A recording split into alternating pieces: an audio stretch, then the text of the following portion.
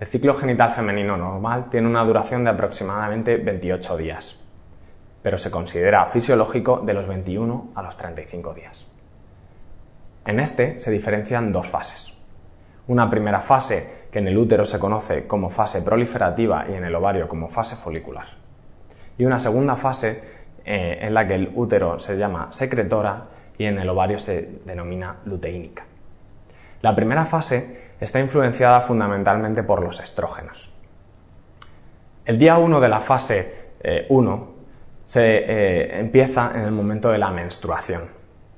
En el momento de la menstruación se produce la descamación de las células endometriales.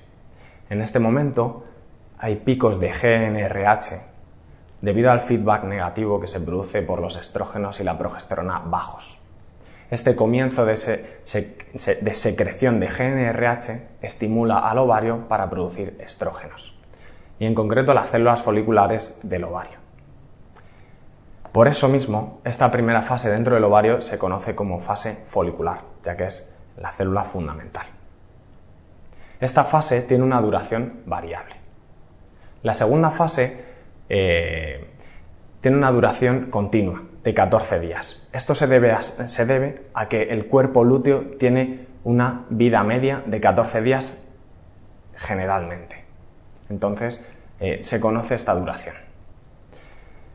El útero en esta fase empieza a secretar una serie de sustancias que son favorecedoras del embarazo y favorecedoras de la implantación. En el caso del cuerpo lúteo, su función fundamental es secretar progesterona.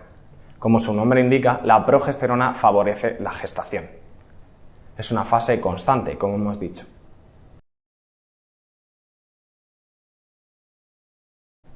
Antes de que ocurra la fecundación, los gametos deben sufrir una serie de modificaciones.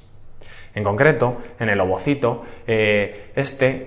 sufre modificaciones después de que sea expulsado del ovario como ovocito secundario.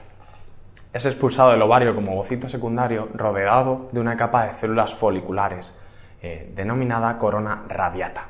Entre esta corona radiata y la membrana plasmática está la zona pelúcida, que contiene una serie de glucoproteínas denominadas ZP1, ZP2 y ZP3.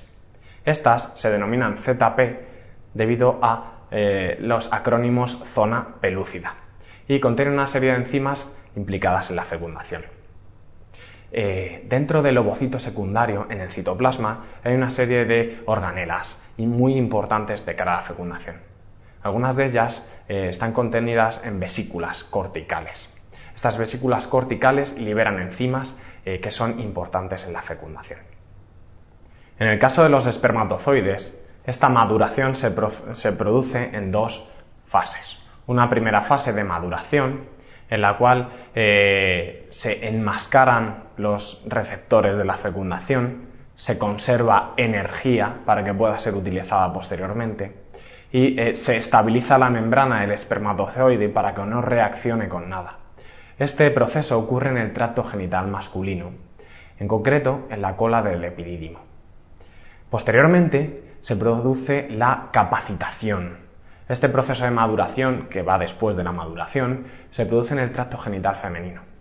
En este caso, el tracto genital femenino actúa de una forma totalmente contraria al proceso de maduración. Digamos que desenmascara esos receptores, aumenta la capacidad fusógena de los lípidos de la membrana del espermatozoide y facilita la fecundación.